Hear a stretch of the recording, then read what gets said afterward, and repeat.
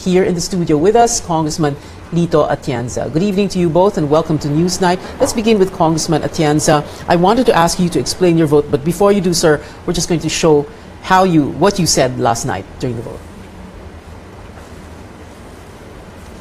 Do not commit the mistake of railroading this measure. It's a very important issue. We heard the voice of Congress. We heard a vote of nay. So, Congressman Atienza, can you explain that to us? At the same time, tell us why you used the term railroad. Because that was what they were trying to do. They even tried preventing us from explaining why we are objecting to the motion to reduce the budget to 1,000. Our rules state, if you're objecting to a motion to open a debate or a vote, you have a right to explain if you're objecting. But last night, they were trying to stifle us. I had to raise my voice. I had to appeal to them, really say that you cannot do this on a very important issue like practically abolishing the Human Rights Commission.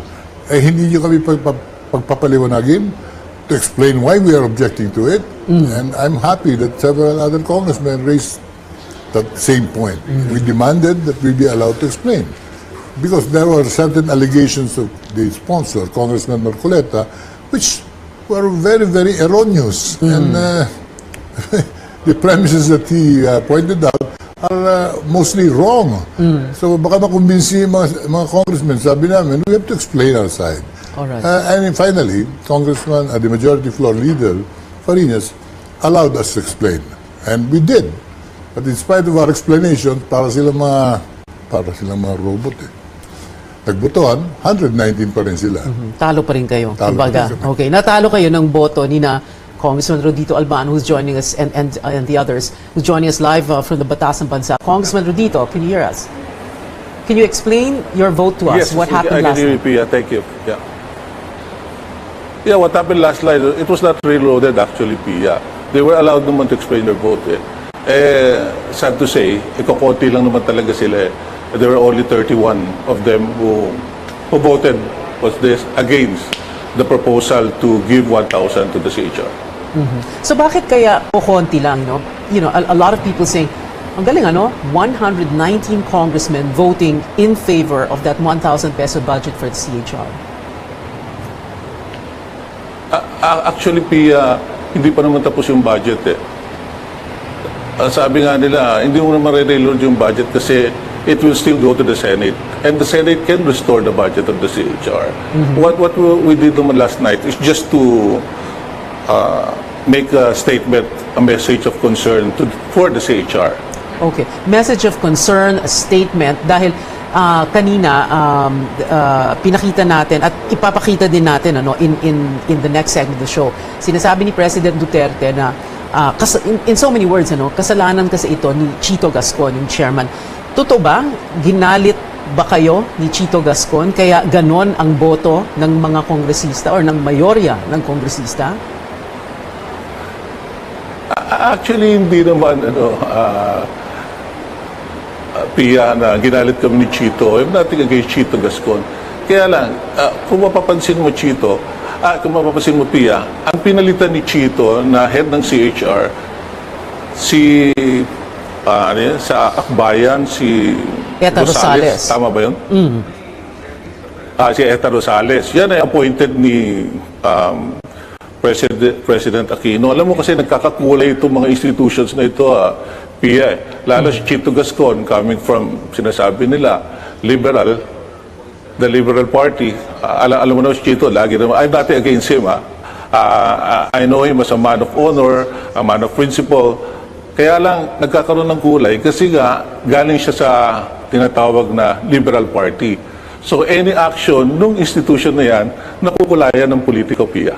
Okay. Pag sinabi niyong Congressman Rodito na nakukulayan ng politika, ang ibig sabihin nito ba parang kinakalaban nila ang Duterte administration, lahat ng sabihin, lahat ng galaw, kumbaga anti-Duterte kaagad, rightly or wrongly, yun ang perception? Exactly, Pia. Kung nakukulayan ng politika, syempre, kung nagkakaroon ng political color, if it has political color, rightly or wrongly, meron ibig sabihin yan. All right. Can you tell us also, Congressman Rodito, about a statement, very interesting statement by Congressman Leopoldo Batawil of Pangasinan. It's interesting because he is a former Philippine National Police General, and he has some insights about why he thinks the CHR does what it does. Yes, even Congressman Romy Acop, who was also accused by the CHR before and was acquitted nung nagkakaso siya sa isang case ng I can't remember what. No? So, may I read the statement of Congressman Batawil? Sige po.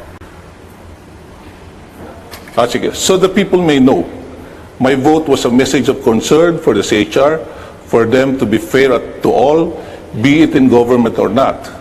Having been in the military and police service, it is my experience and belief and observation that the CHR is more inclined to persecute those in the service. When our soldiers and policemen were mutilated, no one among the CHR stood up to investigate the enemies of the state.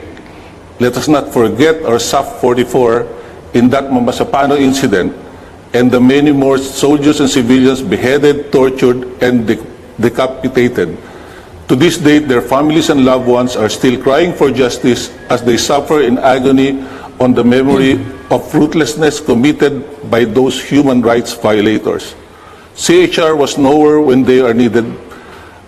We are a government of laws, so whatever the joint Senate and Congress decides in the bicameral meeting later on, if they allocate the requested budget for 2018, I will abide, or we will abide, and respect their decision. That's the statement of Congressman Paul Batawil and also of Congressman Romy Acop.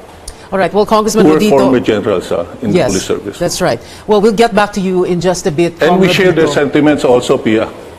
All right, understood. Yeah. We'll get back to you in just a bit dahil pag-uusapan po natin yung next steps. Nabanggit nyo na, pero mamaya sa third segment ng show, pag-uusapan po natin.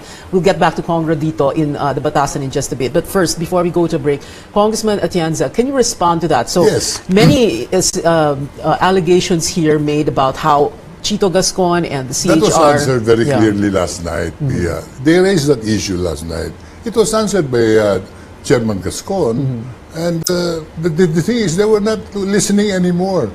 But we must trace back. Saan ba galing ang Human Rights Commission? Galing ito after EDSA 1. Right. After the 1987 40 years of martial law and the privation of rights of people. People disappeared. Thousands of young were killed. Up to now, they have not been found. So the reason why the Human Rights Commission was organized because of that. In 1987, ito'y binuo ni President Cory so that it will never happen again that young and innocent people will just be picked up in the middle of the night and by military men primarily and policemen and disappear. Kaya yung yung commission talagang nagbumula dun sa damdaming yun. We were coming out of a nightmare. And President Cory and the framers of the 1987 Constitution saw it correct to organize a commission to defend the rights of everyone, people. They have a point that the CHR should eventually also look at the violations of the criminals, right. And the bandits, no? They pointed out, yung Abu Sayyaf daw, dapat i-demand. But the point is, mahahabol ba na CHR ngayon yung mga Abu Sayyaf, MILF terrorists, whatever, yung mga gumawa ng mga masapano, they are not equipped for that. The CHR cannot go after every criminal that commits a crime right now. The police should work. The military should work. The CHR is more inclined to look at abuses. Yung mga abuso ng mga uniformed men, the people in power. Kaya, yun ang nangyayari ngayon. Slowly, they should shift. If we wanted to remind Chito Gascon, we can remind him. But abolishing the office was wrong. Well, that was a reminder, in a sense, that vote of 119. But anyway, Congressman Atienza, we'll get back to this decision in just a bit. You're watching a special edition of Newsnight. We'll be back right after this break.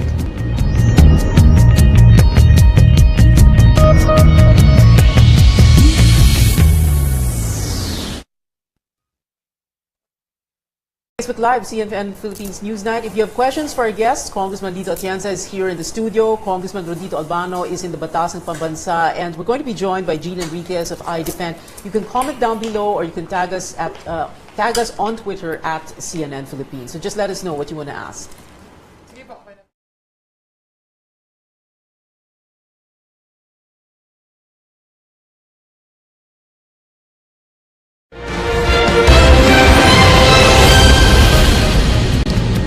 Welcome back. This is Newsnight's Roundtable on the CHR's projected 1,000 peso budget for next year. Well, that's if the House of Representatives has its way, and if that, or at least that is what 119 congressmen want.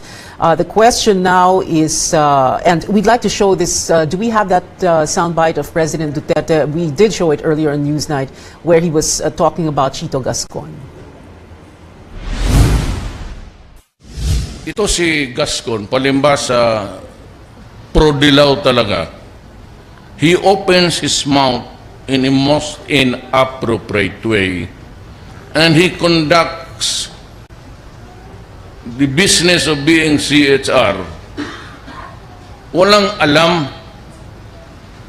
Yan, galit ang mga congressman. Still with us, Congressman Lito Atienza. Congressman Atienza here in the studio, and Rodito Albano. He's joining us live from the Batasang Pambansa. Also joining us now, Jean Enriquez, who's been involved in human rights work for over 3 decades. She's a Towns Awardee and a spokesperson for iDefend. iDefend, a broad coalition of pro-human rights groups. Welcome to CNN Philippines, Jean. Initially, give us like a 1 or 2 sentence intro. No? What is the stand now of iDefend? We're really aghast. We were appalled by this position of 119 House of Representatives members because it's a statement against human rights itself. It's also a statement against our work for decades of pushing for human rights to be claimed by the Filipino people. Yeah, but like, you know, kanina, sabi nga ni Cong Rodito and other congressmen have explained that they were just trying to make a statement in the sense na meron lang daw silang message kay Chito Gascon at sa CHR. Oo, hindi nga yun klinaro eh. Ano ba itong mensahe na sinasabi nila? At ang narinig ko, marami rito spekulasyon dahil siya ay tinatag na dilawan, at ito yung matagal ng narrative kasi ng kasalukuyang administrasyon. Yung mga critical, yung mga nag-iimbestiga sa mga human rights violations ay immediately dilawan. So, well, although, you know, it simplifies. Rightly or wrongly, simplifies the situation. Rightly or wrongly, that is the perception. Hindi ba? Na parang kinakalaban ng administrasyon. Pero kung tayo nagpapasa ng ganitong mga panukala kagaya ng budget, mahalaga na nakabatay ito sa katotohanan at hindi spekulasyon at nakabatay sa katwiran. Congressman Atienza. Hindi, tsaka hindi naman ako naniniwala na itong CHR ngayon, although led by Chito Gascon, ay biased towards anyone. They're biased against extrajudicial killings. They're biased against the violence against human rights violations. They're biased against the culture of death. Okay. So they do with us. Right. Ay, hindi yan na rason na ginamit nila kagabi. Kagabi, they were even questioning the legality of the existence of the CHR. Ang sinabi ni Congressman Marcoleta, ito raw ay binuo illegally. Doon naman na medyo talagang medyo Nasa 1987 may magagalit. Dapat Dapat magalit naman yung nag-iisip ng mga congressmen. Alright. Hindi illegal ang pagkakabuo nito. It was organized under the Freedom Constitution and a revolutionary government. Bali ang interpretation ni Congressman. Okay, let's move on. Kanina, binanggit na ni Congressman Rodito, and we're going to call him in just a bit, no? Of course, this is not the end. The House vote is not the end. There's the Senate, and quite a number of senators have spoken up. At the same time, Senator Ping Lacson, like we were pointing out earlier, has said that he will rise to the challenge. So, Congressman Atienza, meron pa namang kasing Senate, meron pang bicameral conference committee. Of course. And I would expect the Senate really to overrule the lower house. They are more thinking, more mature, and more dependable as far as fighting for the rights of everyone. Well, Senator Frank Drilon had said that, and let's quote him na lang, no, para sigurado. The Senate, I would like to think, will not stand for the abolition of the CHR through giving it a 1,000 peso budget. If the House will insist on that, then there will be a deadlock for 2018 Correct. General Appropriations Act. Exactly, that will be happening. Walang mangyayari sa ating budget. But the point is, I'm sure the members of Congress will give in. They don't want the budget to be stalemated. If the budget is stalemated, the CHR exists, they will be using the old budget, which is even higher, that than the 678 million. Right. As far as Chito Gascon is concerned, sige, huwag ninyo ipasan. Ang Okay. gagamitin namin, yung budget ng isang taon. Alright. Let's ayaw, bring in- ayaw nila yun. Let's bring in Congressman Rodito Albano. Kong Rodito, you heard that, no? So Yes, sabi nga ni Senator yeah. Gilon, kung ganun din lang, deadlock na lang.